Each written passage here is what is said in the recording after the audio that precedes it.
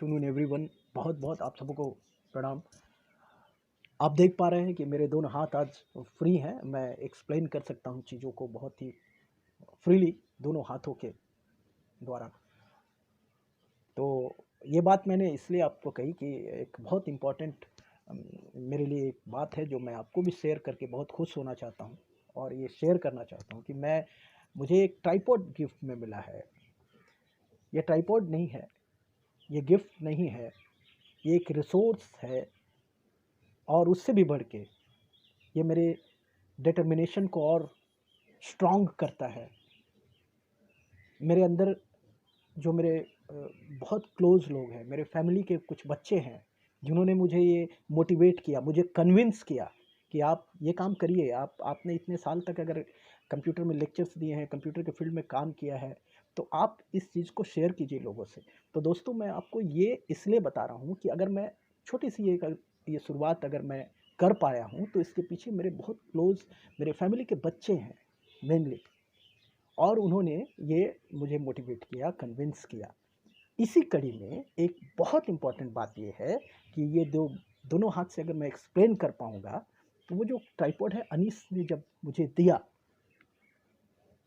तो ये महसूस मैं कर पा रहा हूँ कि this is not a gift. जैसा कि मैंने कहा, मेरे अंदर ये भावना स्ट्रांग होती है कि मैं और आपको बहुत सहूलियत के साथ मैं चीज़ों को एक्सप्लेन कर पाऊँगा, रिकॉर्ड कर पाऊँगा। और अनीस की ये जो भावना है मेरे प्रति, मेरे इस मिशन के प्रति, मेरे इस प्रोजेक्ट के प्रति, जो उनका सपोर्ट है इतने कम उम्र में, इतनी जो भावनाएं उनके अंदर हैं जो छुपी हुई हैं, जो कभी उन्होंने शायद बहुत एक्सप्लेन भी नहीं किया, कभी एक्सपोज नहीं किया, लेकिन उन्होंने धीरे से मुझे एक गिफ्ट दे दिया ताकि मैं अपने काम को इफ़ेक्टिवली कर पाऊँ, एक्सप्लेन कर पाऊँ इफ़ेक्टिवली। ये उनका सोच है। तो ये मेरे लिए बहुत महत्वपूर्ण है। उन्हीं के द्वारा किए गए, अनीस और मेरे और भी भतीजे भतीजियाँ हैं, उन सब के इस सोच को मैं बहुत बहुत सल्यूट करता हूँ, उन्हें प्रणाम करता हूँ। This is what my energy. यही मेरी शक्ति है, यही मेरी ताकत है। मेरे सोच को और आगे बढ़ाने का काम ये लोग कर रहे हैं। Anees, thank you very much, thanks a lot. I don't have words to explain my happiness, I don't have words. God bless you. और आप बैंगलोर में अनीस काम करते हैं, एक बहुत अच्छी मल्टीनेशनल कंपनी में है वो। तो ये एक बहुत ज़रूरी था आपको बताना कि देखिए, ये इन बच्चों ने मुझे जितना मोटिवेट किया, इतना कन्विंस किया, साथ ही साथ आप सबों का जो रिस्पांस, आपकी जो मेरे प्रति आपके जो फीडबैक्स हैं, वो मेरे लिए बहुत वैल्यूबल है। मैं बहुत इमोशनल हूँ, मैं बहुत खुश भी हूँ। इसलिए मैंने चाहा कि मैं इससे पहले कि हम अपने सेशन को आगे बढ़ाएं, मैं इस काम को ज़रूर करूं। मैं आपको ये ज़रूर बताऊं कि ये मेरे लिए कितना सुखद क्षण है कि मेरे साथ साथ लोग, मेरे साथी, मेरे परिवार, मेरे घर के बच्चे मुझे कितना सपोर्ट करते हैं। This is an asset for me. ये एक एसेट है मेरे लिए। मैंने बहुत साल तक बहुत सारी बड़ी बड़ी कंपनियों में काम किया है,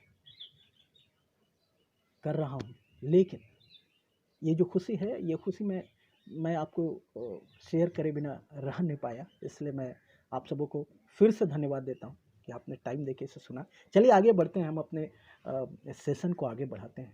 हम लोगों ने अभी तक पढ़ा था कि प्राइमरी और सेकेंडरी मेमोरी में, प्राइमरी मेमोरी में रैम और रोम को हम लोगों ने अभी तक डिस्कस किया था।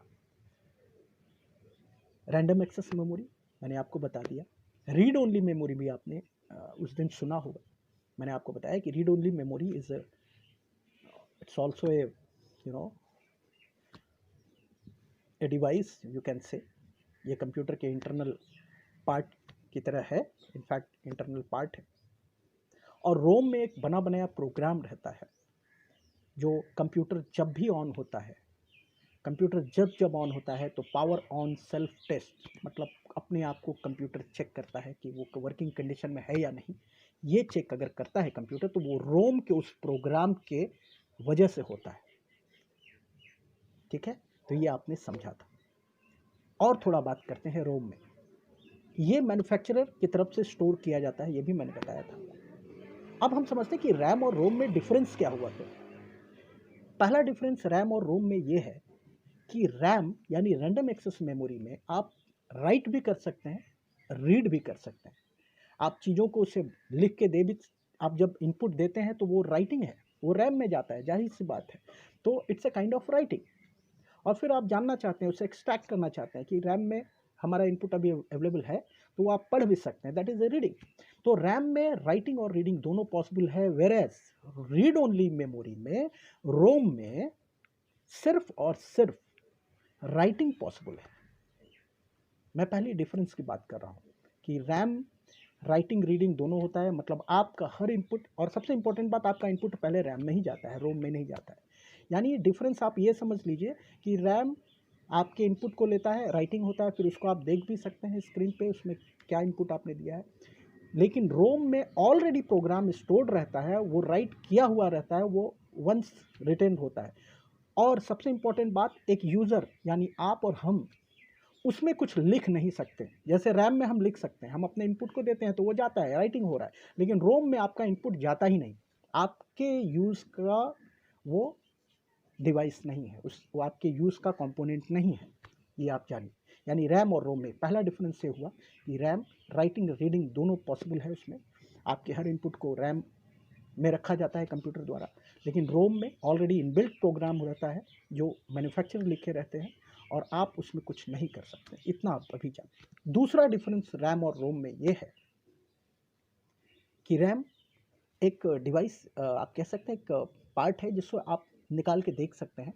सो एक वर्टिकल डिवाइस होता है देखने में। Time will come, I will definitely show you all the devices whenever it will require. लेकिन आप अभी जानिए, बेसिक्स बहुत इंपॉर्टेंट है, आप जान के रखेंगे तो आगे चीज़ों को और इफेक्टिवली आप समझ पाए। तो ये बहुत महत्वपूर्ण बात है। रोम इनबिल्ट होता है, रोम कंप्यूटर के अंदर इनबिल्ट होता है, उसे आप निकालना उसे पॉसिबल नहीं है, उसमें प्रोग्राम ऑलरेडी रहता है। तो रैम रोम में ये डिफरेंस है।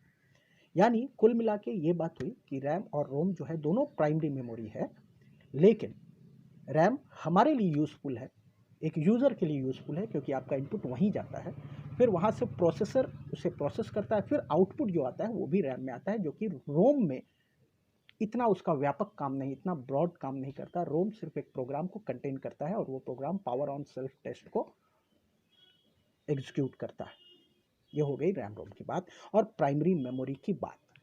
अब हम लगे हाथों ये जानते हैं कि सेकेंडरी मेमोरी में हम क्यों जाएं। सेकेंडरी मेमोरी में कुछ डिवाइसेस हैं, hard disk, floppy disk, compact disc.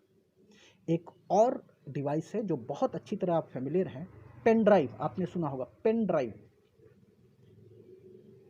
ठीक है। तो ये सारी जो डिवाइसेस हैं ये सेकेंडरी मेमोरी हैं।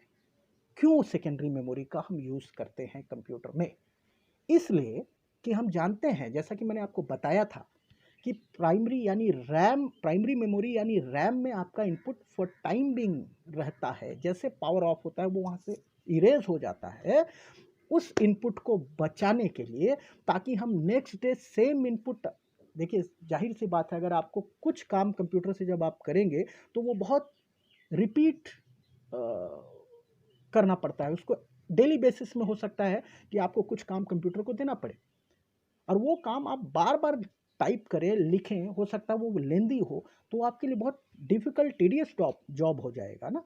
तो इसलिए हम लोग चाहेंगे कि वो प्रोग्राम रैम में जा तो रहा है, लेकिन वो पावर ऑफ के बाद जब चला जा रहा है, इरेज हो जा रहा है, तो उसका क्या सॉल्यूशन है? तो सॉल्यूशन ये है कि उसे आप वहाँ से शिफ्ट करने के लिए कंप्यूटर को कहेंगे तो वो कंप्यूटर कर देगा वो काम।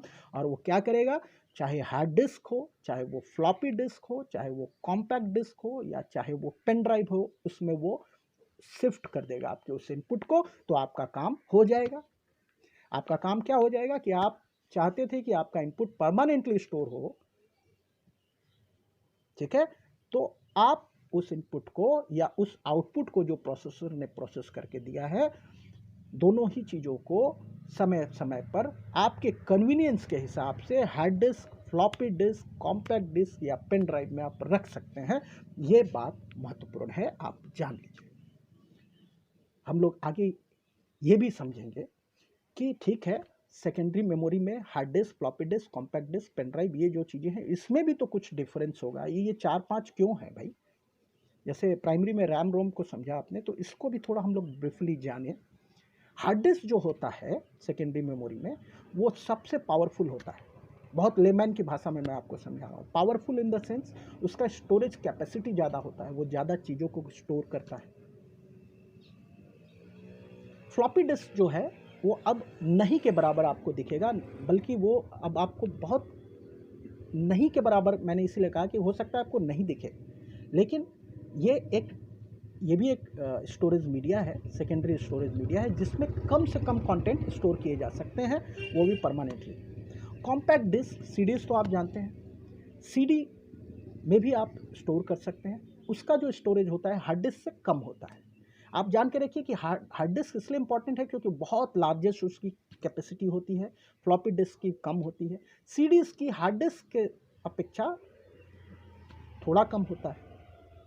आपने सीडीज़ में बहुत बार मूवीज़ देखे होंगे, सीडीज़ में आपने बहुत सारे अपने डॉक्यूमेंट रिकॉर्ड करवाए होंगे। और पेन ड्राइव आज के समय में तो आपने देखा है कि बहुत ज़्यादा यूजेबल है, बहुत ज़्यादा यूज़फुल है, लोग उसे ज़्यादा फ्रिक्वेंटली यूज़ करते हैं। हम इन चारों पे और भी चर्चा करेंगे अगले सेशन में। ऐसा मत समझिए, इस चारों सेकेंडरी स्टोरेज मीडिया पे और चर्चा करेंगे। आज के लिए हम अपने सेशन को यहीं समाप्त करते हैं। आपका फीडबैक, आपके एप्रिसिएशंस के लिए बहुत बहुत धन्यवाद। आपके व्यूज़ के लिए मैं आपको हाथ जोड़कर नमस्कार करता हूँ। Thank you very much. Thanks a lot for the session. Thank you.